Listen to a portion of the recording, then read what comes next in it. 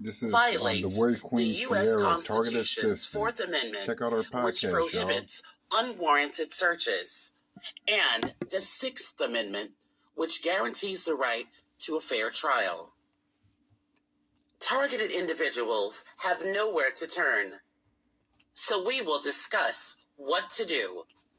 Organized stalking, fighting back, part 1. That is the focus of this edition of Expressions. Yeah.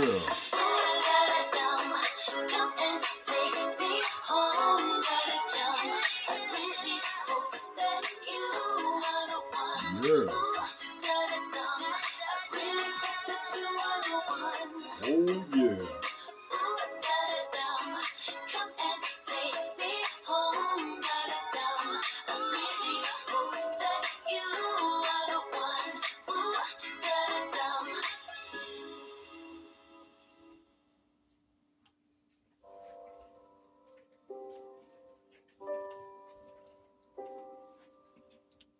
Hello, and welcome to this edition of Expressions. I'm your host, Ciara R. Reyes. In today's topic, organized stalking, fighting back, part 1. Since stalking goes far beyond surveillance into the realm of psychological terrorism, it is essentially a form of extrajudicial punishment. As such, the harassment is illegal, even when done by the government. It clearly violates, for example, the United States Constitution's Fourth Amendment, which prohibits unwarranted searches, and the Sixth Amendment, which guarantees the right to a fair trial. Such operations also violate similar fundamental rights defined by state constitutions. Stalking is also specifically prohibited by the criminal codes of every state in the United States of America. Crimes against Americans at the hands of corrupt government agents and private security thugs have a long history in the United States. The FBI's COINTELPRO, or counterintelligence program, scandal in the 1970s was the most notorious, high-profile example, but similar abuses of power by red squads, state and local law enforcement intelligence units, and private detectives date back to the 19th century. A glimpse into the management of informants or handlers. Now, we will explore some general strategies on how to fight back gang stalking. Shine a light on the cockroaches.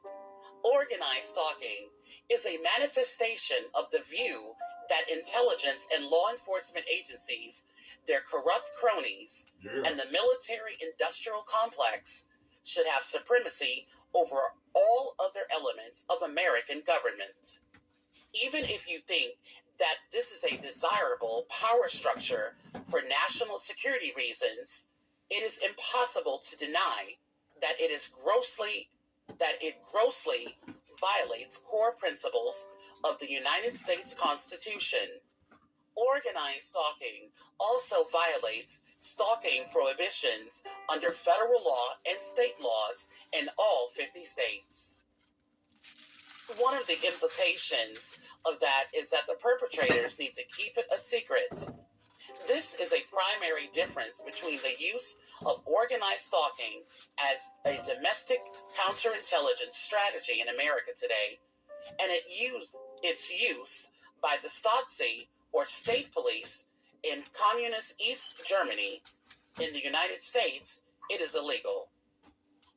This was true during the original version of COINTELPRO also, and was a primary reason the United States Senate conducted its Church Committee investigations after the FBI's activities were exposed by civilian activists. Many of the tactics and strategies employed by the Stasi were virtually identical to those now used, and largely outsourced, apparently, by the FBI and other agencies in the United States. Yeah. In East Germany, however, the Stasi wanted citizens to be aware that their society was infested with spies because it furthered the Communist Party's goal of political control. In the United States, such a public awareness would trigger a backlash against the abuse of power by the government and its cronies. So, it is kept under the radar. So the Achilles heel of gang stalking is exposure. From the perspective of intelligence